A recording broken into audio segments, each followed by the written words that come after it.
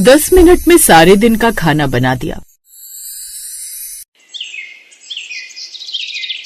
ये लीजिए भैया आपके पैसे। सब्जियां लेकर सोनम अंदर की तरफ जा रही थी कि तभी उसकी सास, जो बाहर अपनी सहेलियों के साथ आंगन में बैठी हुई थी, उससे कहती है, सोनम बहू जल्दी से खाना बना दे, बड़ी जोरों की भूख लगी है। सुबह नाश्ते में पोहा ही खाया था तो उससे पेट ठीक से भरा नहीं। माँ जी मुझे बस 10 मिनट दीजिए, मैं खाना बनाकर तैयार कर देती हूँ। ऐसा कहकर सोनम किचन में चली गई, लेकिन बाहर बैठी लता की सहेलियां उससे कहने लगी, ये तेरी बहू कैसा मजाक करके गई लता बहन, भला 10 मिनट में खाना बन सकता है क्या? अरे तुम लोग मेरी बहू को जानती कहाँ हो, वो बड़ी ही टैलेंटेड है, देखना कैसे झट से खाना तैयार कर देगी। लगता है बहू के साथ साथ लता भी फेंकने में माहिर हो गई है। उधर सोनम झट से रसोई में जाती है और फ्रिज में रखा भुना हुआ मसाला निकालती है और उसमें दाल का तड़का लगा देती है। साथ ही दूसरी गैस पर वो कुकर में चावल चढ़ाने को रख देती है। इतने में रात का कटा हुआ सलाद फ्रिज से निकालती है और कुछ ही देर में अपनी सास को आवाज देती है, माँ जी आ जाइए, खाना तैयार है। ये सुनते ही बाहर बैठी लता की सहेलियां हैरान रह जाती हैं। अरे ये क्या, ये तो सच कह रही थी, इसे तो अंदर गए हुए अभी 10 मिनट ही हुए थे और 10 मिनट में इसने खाना बना भी दिया। क्यों, कहा था ना मैंने, मेरी बहू बड़ी टैलेंटेड है। कमाल है, हमारी बहुएं तो 10 मिनट यही सोचने में लगा देती हैं कि खाने में बनाना क्या है, और इसकी बहू ने तो खाना भी बनाकर तैयार कर दिया। ये सुनकर अब लता हंसते हुए अंदर चली जाती है और अब सब मिलकर खाना खाते हैं। लेकिन ऐसा ही अब हर रोज होता। ये देख पड़ोस ने कानाफूसी करने लगी। अरे मुझे तो लगता है लता की बहू है ना, जरूर कौनो जादू वादू जानती है, तुम्हें तो झट से खाना बनकर तैयार हो जाता है। सही कह रही हो ना हो, जरूर कोई न कोई तांत्रिक विद्या जानती है शायद, जो झट से जादू करती है और खाना पककर तैयार हो जाता है। उनकी ये बातें लता देवी सुन लेती हैं। उसे उन सब की बातें कुछ अजीब तो लगती हैं, लेकिन कहीं न कहीं उनकी बातों पर अब शक भी होने लगता है। ऐसे ही दिन बीतने लगे और धीरे धीरे हल्की हल्की सर्दियां आने लगी। एक रोज सोनम की आंख सुबह जरा देर से खुली। ओ गॉड, आज तो 7 बज गए, उठने में लेट हो गई। वो जल्दी से आंखें मलते हुए किचन की ओर गई, तभी उसकी सास भी वहाँ चाय लेने आ गई। बहू अभी तक चूल्हा क्यों नहीं जला? पूरा घर चाय की राह देख रहा है और खाना कब बनाएगी? माँ जी ठंड पड़ने लगी है तो आंख ही नहीं खुली। खैर आप अपने कमरे में जाइए, मैं अभी चाय फिर नाश्ता लेकर आती हूँ। हर दिन यही 10 मिनट, कौन सा जादू करती है तू? सोनम के चेहरे पर हल्की मुस्कान आई, लेकिन आंखों में गहराई थी, जैसे कोई अनचाहा सच छिपा हो। इसके बाद सास कमरे में चली गई और सोनम ने झट से गर्म पानी करने के लिए पतीला गैस पर चढ़ाया और चाय बनाने लगी। जल्दी से सभी घर वालों को चाय देने के बाद वो कुछ देर बाद नाश्ते और लंच एक साथ बनाने की तैयारी में लग गई और 10 मिनट बाद ही उसने सबके लिए आलू के पराठे के साथ साथ लंच में अपने पति के ऑफिस ले जाने और ननद के कॉलेज ले जाने के लिए पूरी और आलू की सब्जी भी पैक करके दे दी। ये देख सास भी हैरान थी। दरअसल पिछले 6 महीनों से घर में यही हो रहा था, नाश्ता, दोपहर और रात का खाना, सब कुछ सिर्फ 10 मिनट में तैयार। सोनम सच बताओ, ये कैसे हो जाता है? तुम इतनी जल्दी जल्दी ये सब कैसे कर लेती हो? रजत, आपको आम से मतलब होना चाहिए, गुठलियों में क्या रखा है? आपको अब चीजें समय से मिल जाती है ना। अच्छा चलिए, अब आपको ऑफिस के लिए लेट हो रहा होगा ना, आपने कल कहा था जल्दी जाना है, जरूरी मीटिंग है। ओह हाँ, मैं तो भूल ही गया था। टीना चलो मैं तुम्हें कॉलेज ड्रॉप कर देता हूँ। सोनम उस वक्त जैसे तैसे बात टाल देती है, लेकिन लता देवी मन ही मन सोचती है, जरूर कोई ना कोई रहस्य तो है जो ये बहू हमसे छुपा रही है।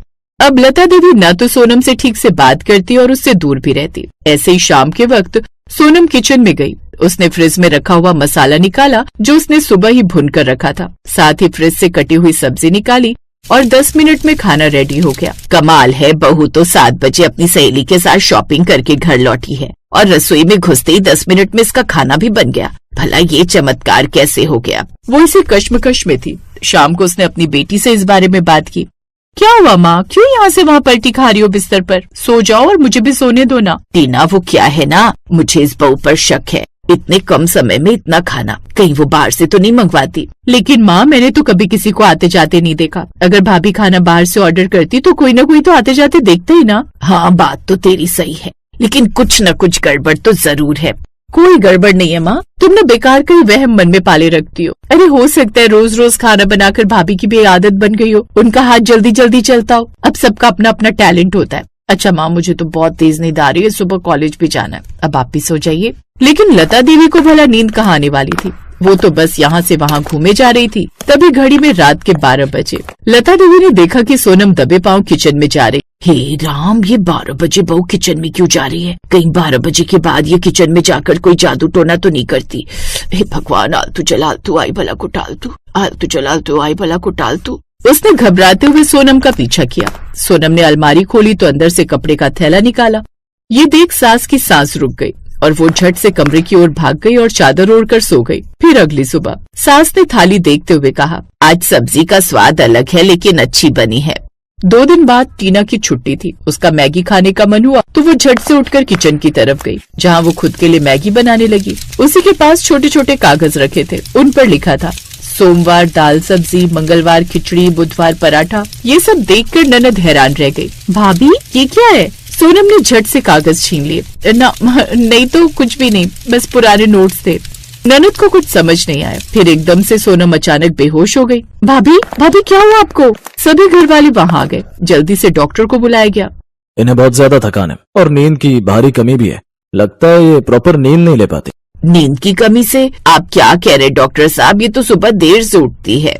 देखिए, इनकी बॉडी साफ साफ बता रही है कि ये रात की नींद प्रॉपर तरीके से ले नहीं पा रही है। ये रात को जागती हैं और इन्हें नींद की सख्त जरूरत है। मैं कुछ दवाइयाँ लिख देता हूँ, आप इन्हें समय से दे दीजिएगा। उस वक्त तो डॉक्टर वहाँ से चला गया। फिर सास ने कहा, सच सच बताओ बहू, 10 मिनट का राज क्या है और ये रात की नींद की कमी? आखिर चल क्या रहा है इस घर में? सोनम की आंखें भर आई। माँ जी, आप सच जानना चाहती है तो 1 मिनट रुकिए।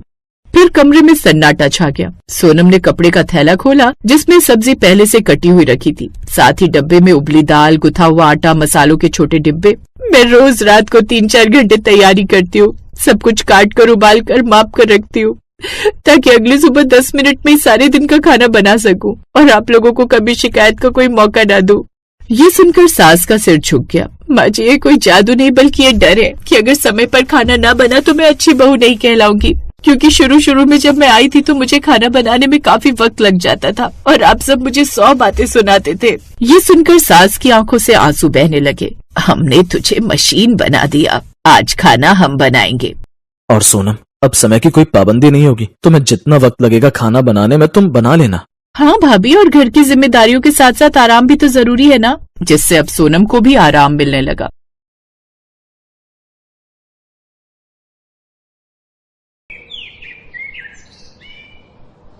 राधिका नई नई ब्याह कर अपने ससुराल रामपुर गांव पहुंची। बहू, जल्दी से अंदर आ जाओ, बाहर बहुत गर्मी है। गृह प्रवेश हो गया। राधिका अपने पति विनोद के साथ घर के अंदर आ गई। अंदर उन्हें थोड़ी राहत मिली। बहू, थोड़ी देर आराम कर लो, शाम को तेरी मुंह दिखाई है और वो सब तेरे हाथ का ही खाना खाएंगी। पहली रसोई की रस्म भी हो जाएगी। शाम को राधिका किचन में जाकर खाना बनाने लगी। इधर उसकी सास और ननद पायल के साथ मोहल्ले की औरतें बैठी थी। पता है, मेरी बहू तो 1 घंटे में 56 भोग बना लेती है। अच्छा, ये तो बड़ी अच्छी बात है। बाहर उसकी सास मेहमानों से घंटों बातें करती रही, पर राधिका अभी तक खाना बनाकर नहीं लाई। यार, यहाँ में टाइम पास करने बुलाए क्या? 3 घंटे से तेरी बहू किचन में कर क्या रही है? अभी तक खाना नहीं बना क्या? लगता है भाभी कुछ गजब का बना रही है, तभी टाइम ज्यादा लग रहा है। खैर, काफी देर इंतजार कराने के बाद राधिका आखिर खाना लेकर आ ही गई। पर खाना देखकर सब हैरान हो गए, क्योंकि खाने में सिर्फ दाल चावल था। अरे बहू, 3 घंटे में तू सिर्फ इतना सा दाल चावल ही बना पाई। इतनी देर से क्या कर रही थी किचन में? सासू माँ, पहले मैंने दाल भिगोने के लिए रख दी। 20 मिनट बाद जब दाल भीग गई तब मुझे याद आया कि तड़का लगाने के लिए प्याज, धनिया और टमाटर काटना तो भूल ही गई। फिर मैंने प्याज, टमाटर और धनिया काटा। उसके बाद मैंने गैस जलाई, कढ़ाई में तेल डाला, पर उसमें प्याज डाल दिया। तभी अचानक याद आया कि अभी तो दाल पकी ही नहीं, फिर तड़का किसका लगाने जा रही हूँ। फिर मैंने दाल पकाई, उसके बाद तड़का मारा। ये सब करने के बाद किचन में सारा सामान बिखरा पड़ा था। बहुत गंदगी थी तो मैंने किचन साफ किया। सब कुछ करने के बाद याद आया कि अभी मैंने चावल तो बनाया ही नहीं। फिर बस करो भाभी, वरना आपके बताने में 3 घंटे और लग जाएंगे। उसके बाद सबने खाना खाया। रात में राधिका और विनोद की सुहाग रात थी। राधिका, सुना है आज तुमने सिर्फ दाल चावल बनाने में 3 घंटे लगा दिए। अगर दाल चावल, सब्जी, पूरी, अचार, गाजर का हलवा ये सब बनाने को बोल दिया जाए तो कितने हफ्तों का टाइम लगेगा? मेरा मजाक मत उड़ाइए, जैसा मुझे आता है वैसे ही तो बनाऊंगी। अगले दिन जब परिवार के लिए खाना बनाना था तब भी ऐसा ही हुआ। सुबह से राधिका ने खाना बनाना शुरू किया तो दोपहर तक बन पाया। बहू, इतनी देर तक किचन में मत रहा करो, गर्मी बहुत है। बहू, खाना जल्दी जल्दी बनाना सीखो, वरना लोग तो भूखे ही बैठे रहेंगे। भूखे तो बैठे ही हैं माँ, बातें बाद में करना, पहले खाना खा लेते हैं। सभी को बहुत भूख लगी थी, इसलिए सब खाना खाने लगे। ऐसे ही वक्त बीत रहा था। राधिका को खाना बनाने में 2-3 घंटे तो लग ही जाते थे। फिर एक रोज उसकी सास की कुछ सहेलियां और उनके पति दावत पर आए। अरे आइए आइए, स्वागत है आपका। आने में कोई तकलीफ तो नहीं हुई? तकलीफ तो अब भाभी देने वाली हैं। तू कुछ ज्यादा ही बोलती है, जा अपनी भाभी को खाना बनाने के लिए बोल। पायल ने राधिका को खाना बनाने के लिए बोल दिया। राधिका किचन में गई तो सबसे पहले आलू छीलने लगी। आलू छीलने के बाद उसने गैस जलाकर उस पर कढ़ाई चढ़ा दी और उसमें तेल डाल दिया। हे भगवान, मैंने प्याज और लहसुन तो काटा ही नहीं। फिर प्याज और लहसुन काटने लगी। उसके बाद उसने सब्जी पकने को रख दी और चुपचाप खड़ी हो गई। सब्जी पक जाने के बाद इसके बाद पूरी बनाओ या रोटी? मेहमान आए तो पूरी ही सही रहेगी। ऐसा करते करते 2 घंटे से ज्यादा बीत गए। बाहर उसकी सहेलियां गुस्सा करने लगी। अरे चलो भाग्यवान, इतनी देर में तो हम लोग 4 दावत निपटा देते।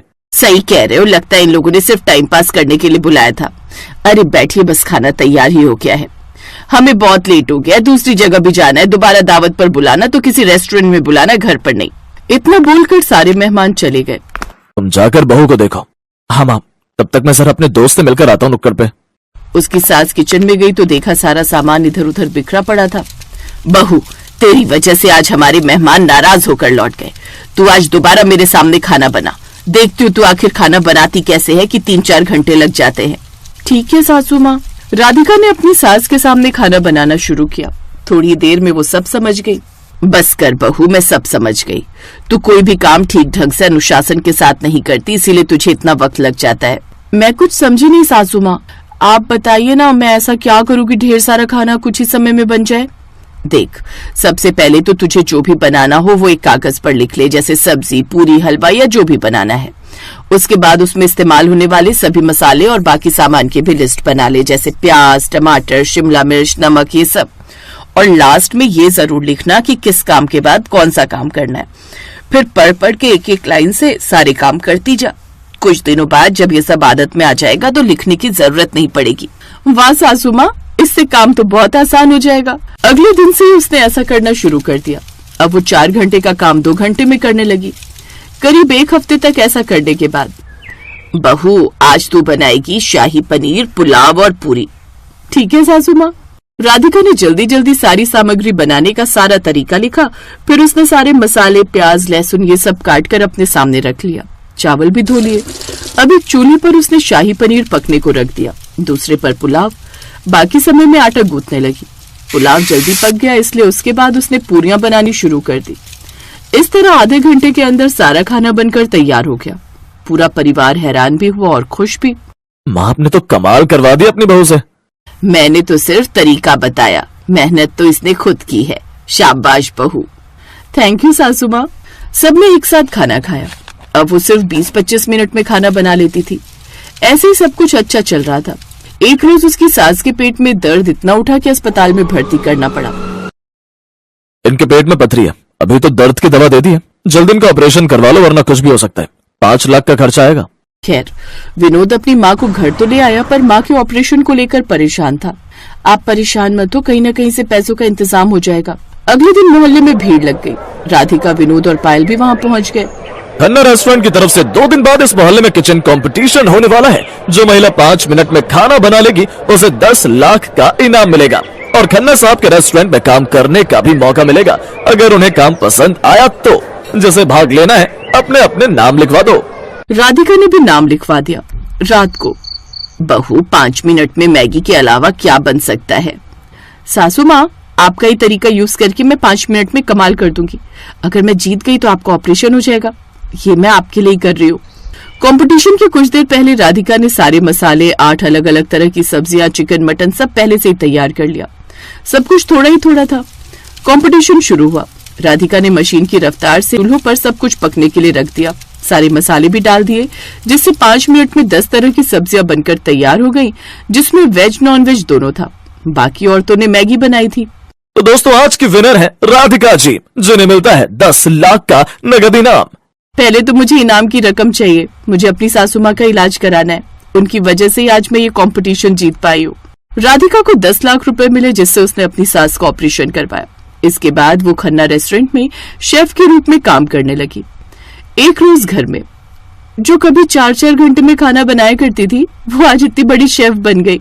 वक्त कब कहाँ ले जाए कुछ कहा नहीं जा सकता। सही कहा पिताजी। इन सब का क्रेडिट सासू माँ को जाता है। उस दिन के बाद सब एक साथ खुशी खुशी रहने लगे।